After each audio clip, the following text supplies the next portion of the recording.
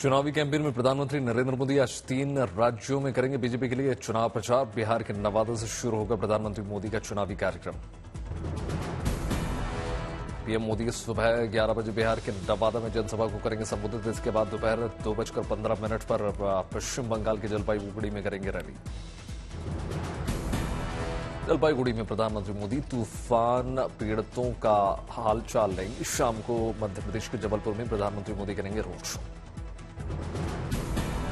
जबलपुर में road show के साथ मध्य प्रदेश में प्रचार अभियान की शुरुआत कर देंगे प्रधानमंत्री मोदी।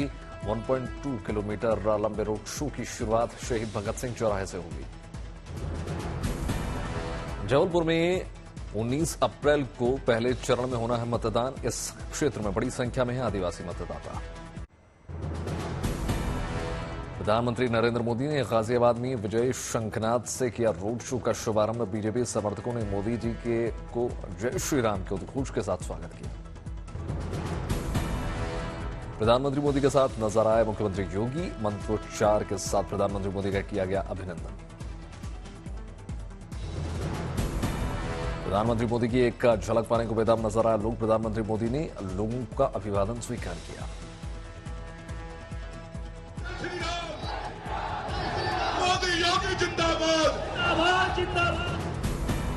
प्रधानमंत्री मोदी के रोड शो में गुजरात की लोक संस्कृति की झलक। प्रधानमंत्री के अभिनंदन में गुजराती गानों पर झूमे लोग।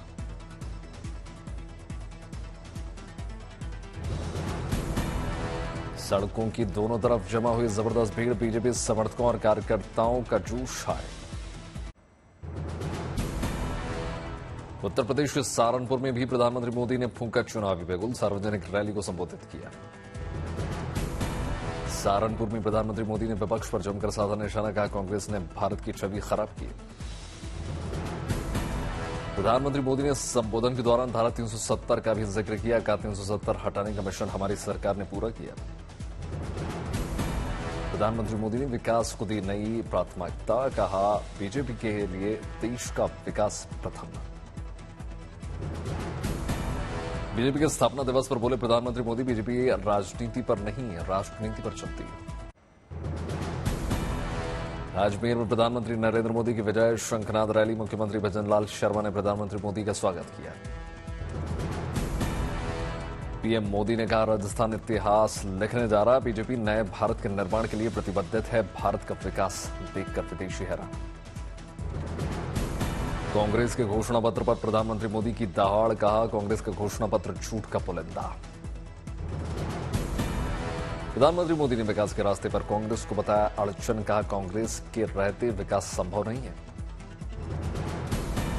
राजस्थान में पेपर माफिया और पानी के संकट पर बोले प्रधानमंत्री मोदी। कहा राजस्थान में अब पेपर माफिया पर एक्शन। पानी संकट हो रहा है खत्म।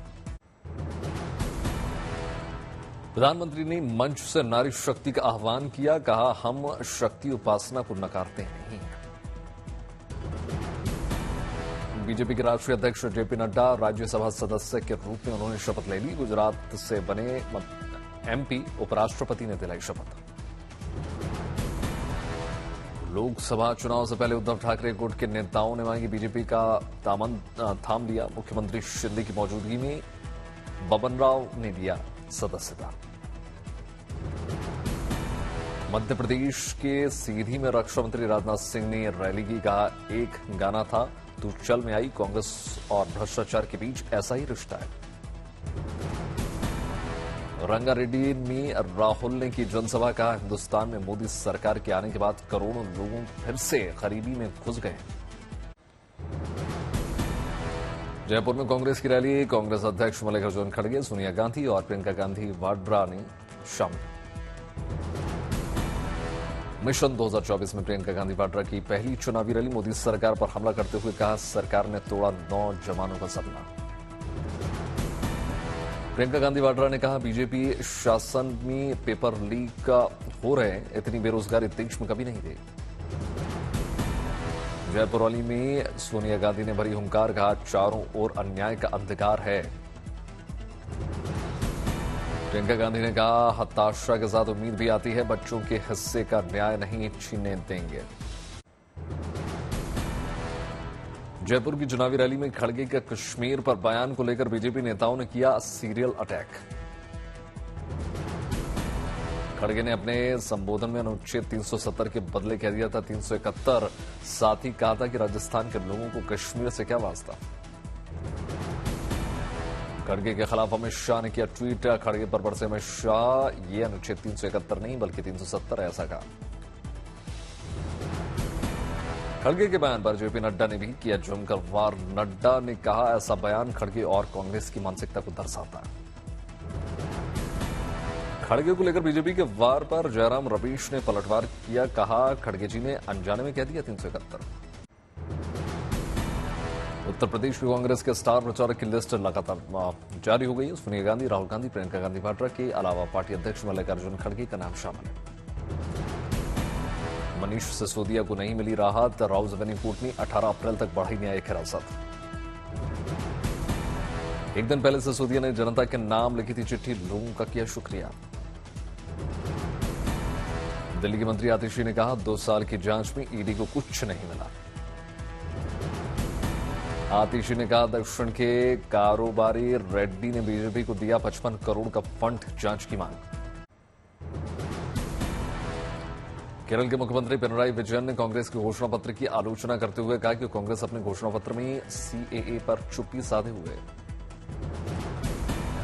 भरतपुर में यूपी के मुख्यमंत्री योगी आदित्यनाथ के सभा से पहले बीजेपी में कला। बीजेपी विधायक ने महिला नेता को गाली देते हुए बोला चोर। Communist party of India Lok Sabha चुनाव के लिए अपना घोषणा पत्र जारी उन्होंने कर दिया है। पार्टी महासचिव सीताराम येचुरी ने वादा किया कि अगर पार्टी सत्ता में आती है तो सीए को खत्म कर दिया जाएगा। बीजेपी नेता ब्रजलाल ने अखिलेश यादव पर हमला बोला। कहा मुलायम सिंह की सरकार ने मुख्तार अंसारी को बचाया। निर्मला सीतारमण ने कांग्रेस के घोषणा पत्र को लेकर दिया बयान। कहा मैनिफेस्टो में कई जगहों पर विरोधाभासी बातें लिखी हुई हैं। दिल्ली के मुख्यमंत्री अरविंद केजरीवाल की गिरफ्तारी में विरोध में आम आदमी पार्टी का सामूहिक उपवास। पार्टी के सभी मंत्री, विधायक, सांसद और पार्टी नेता जंतर मंतर पर सुबह 10 बजे से करेंगे सत्याग्रह। आम आदमी पार्टी अमेरिका, कनाडा, ब्रिटेन और नॉर्वे में भी सामूहिक उपवास करने जा रही है। दिल्ली में केजरीवाल के घर शीश महल घोटाले के खिलाफ बीजेपी फिर शुरू करेगी प्रदर्शन। समाजवादी पार्टी प्रमुख अखिलेश यादव आज गाजीपुर के मोहम्मदाबाद स्थित मुख्तार अंसारी के आवास पर पहुंचकर श्रद्धांजलि देंगे। धर्मेंद्र यादव, अंबिका चौधरी और पूर्व मंत्री ओम प्रकाश सिंह समेत कई समाजवादी पार्टी के नेता जा चुके हैं मुख्तार अंसारी के घर। आज तमिलनाडु में बीजेपी अध्यक्ष जेपी नड्डा करेंगे 3 चुनावी रैली। कुड्डालोर, करूर और विरुधुनगर में जनसभा को करेंगे संबोधित। आज राजस्थान में मुख्यमंत्री योगी आदित्यनाथ भी बजाएंगे चुनावी बिगुल। भरतपुर, दौसा और सीकर में करेंगे रोड शो। आरएसएस प्रमुख मोहन भागवत आज वडोदरा का करेंगे दौरा। एक सेमिनार को करेंगे संबोधित। उत्तराखंड कांग्रेस को एक और झटका। कांग्रेस के दिग्गज नेता मंत्री दिनेश अग्रवाल ने छोड़ी पार्टी। 9 अप्रैल को होगी सिद्धू मूसेवाला केस की अगली सुनवाई, जल्द आएगा फैसला। चुनाव से पहले उत्तर प्रदेश बीजेपी में कई दलों के कद्दावर नेता बीजेपी में शामिल हुए। उप मुख्यमंत्री ब्रजेश पाठक की मौजूदगी में ग्रहण की सदस्यता। सुल्तानपुर से बीजेपी के उम्मीदवार मेनका गांधी ने वरुण गांधी की तारीफ की। कहा उन्होंने पीलीभीत का ख्याल रखा है। भारतीय तटरक्षक बलों ने 9 मछुआरों की बचाई जान। विशाखापट्टनम से लगभग 65 समुद्री मील दूर पर हुआ था यह हादसा। समुद्र में मछली पकड़ने वाली नाव पर आग लगने से मिली थी सूचना। घायलों को लाया गया विशाखापट्टनम। जम्मू कश्मीर के राजौरी में जिले को प्लास्टिक मुक्त बनाने के लिए गया संकल्प। ग्रामीण विकास विभाग की ओर से ग्रामीण क्षेत्रों में कराई गई सफाई। महाराष्ट्र के कल्याण लोकसभा सीट को लेकर देवेंद्र फडणवीस ने किया बड़ा ऐलान। कहा मुख्यमंत्री एकनाथ शिंदे के बेटे श्रीकांत शिंदे ही होंगे कल्याण लोकसभा सीट से उम्मीदवार। सुप्रीम कोर्ट के अधिवक्ता अभिषेक मनु सिंघवी ने हिमाचल प्रदेश उच्च न्यायालय में राज्यसभा चुनाव की प्रक्रिया को चुनौती दी है। दुर्गापुर से तृणमूल कांग्रेस के उम्मीदवार कीर्ति आजाद ने बीजेपी के प्रत्याशी दिलीप घोष पर किया हमला। पाकिस्तान में मारे जा रहे आतंकियों को लेकर मुख्यमंत्री योगी आदित्यनाथ का बयान, कहा द गार्जियन की इस रिपोर्ट के अनुसार अगर हम देखें तो वही बात निकल कर आती है, लेकिन संदेश साफ है, जीरो टॉलरेंस और भारत दुनिया के अंदर इसका नेतृत्व करेगा। आधीर रंजन चौधरी का ममता पर हमला, कहा ममता खुद चाहती है कि बंगाल में दंगे हों। पश्चिम बंगाल के मिदनापुर में एनआईए की टीम पर हमला हुआ, इस दौरान एक अफसर को चोटें भी आई हैं। भूपति नगर में हुए धमाके की जांच करने पहुंची थी टीम, छापेमारी के दौरान गांव वालों ने हमला कर दिया। हमले में गाड़ी का शीशा टूटा, एनआईए के कुछ अधिकारी जख्मी भी हुए। हमले में आरोपी मानवेंद्र जाना की तलाश में पहुंची थी टीम, पुलिस के मुताबिक तय समय से पहले पहुंच गई थी टीम। छत्तीसगढ़ के बीजापुर में नक्सलियों के खिलाफ बड़ी कार्रवाई, मारे गए 3 नक्सली। एनआईए टीम पर हमले को लेकर बोली ममता बनर्जी, कहा रात में छापा मारने क्यों गए, क्या पुलिस की अनुमति थी। उत्तर 24 परगना में टीएमसी सांसद सौगत रॉय की कार को एक गाड़ी ने मार दी टक्कर। लोकसभा चुनाव में एमपी में दूसरे चरण के लिए 16 उम्मीदवारों के नामांकन अवैध पाए गए।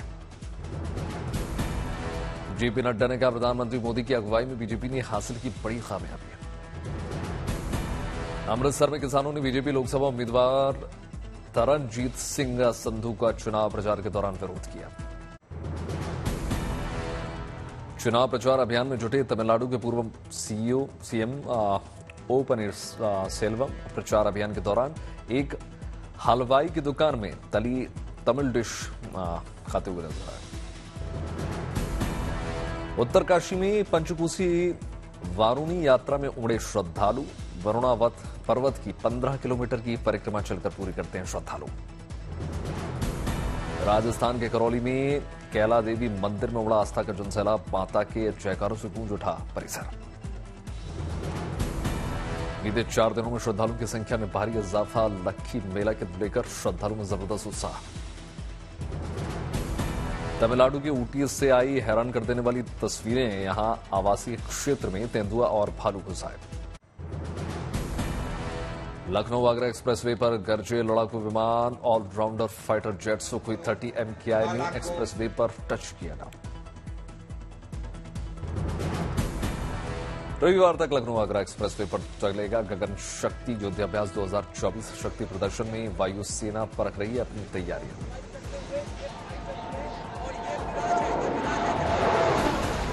युद्धाभ्यास को देखते हुए एंटी मिसाइल और ड्रोन सिस्टम को किया गया है तैनात। लड़ाकू विमानों के रिहर्सल को देखते हुए जोश हाई। देश नॉर्थ और वेस्ट फ्रंट को युद्धाभ्यास में किया गया शामिल। गगन शक्ति युद्धाभ्यास में 11,000 वायुसेना ले रहे हैं हिस्सा। तेजस, राफेल, सुखोई 30 MKI समेत तमाम विमान। आईपीएल में राजस्थान की लगातार चौथी जीत, बटलर ने छक्के से जिताया मैच। विराट कोहली ने राजस्थान के खिलाफ जमाया शतक, जयपुर में अपने खराब रिकॉर्ड को पीछे छोड़कर किया शानदार प्रदर्शन। आईपीएल में सीजन का ये किसी भी खिलाड़ी का पहला शतक। बेंगलुरु के लिए विराट कोहली ने आईपीएल में जमाया 8वां शतक। शत की पारी में 4 छक्के 12 चौके। विराट ने 72 गेंदों में खेली 113 रनों की शानदार पारी। काठमांडू में राष्ट्रीय मुक्ति आंदोलन के सदस्यों ने जातीय पहचान के आधार पर अलग राज्य की मांग को लेकर विरोध प्रदर्शन किया। पुलिस ने लाठीचार्ज किया। यूएन मानवाधिकार काउंसिल में इजरायल को हथियारों की बिक्री रोकने का प्रस्ताव मंजूर। गाजा में 7 सहायता कर्मियों की मौत मामले में इजरायली सेना के अधिकारी बर्खास्त। गाजा में अकाल और सहायता कर्मियों पर हमले पर यूएन सुरक्षा परिषद की बैठक में जताई गई चिंता। ताइवान में विनाशकारी भूकंप के बाद लोग अब भी महसूस कर रहे हैं लगातार झटके। आफ्टर शॉक्स की वजह से लौटने की वजह से लोग हो रहे हैं परेशान, अस्थायी शिविरों में वक्त गुजारने को मजबूर। ट्विंकल खन्ना ने सोशल मीडिया पर पति अक्षय कुमार के साथ मजेदार वीडियो शेयर किया। अनुपमा की रूपाली गांगुली गोवा में उन्होंने अपना मनाया 47वां जन्मदिन। राजकुमार राव की फिल्म श्रीकांत का फर्स्ट लुक हो गया रिलीज। सलमान खान के जीजा आयुषा शर्मा की फिल्म रूसलान का ट्रेलर हुआ रिलीज। डायरेक्टर नीतीश तिवारी की फिल्म रामायण को लेकर बड़ा अपडेट, राजा दशरथ के रोल में देखेंगे अरुण गोविल।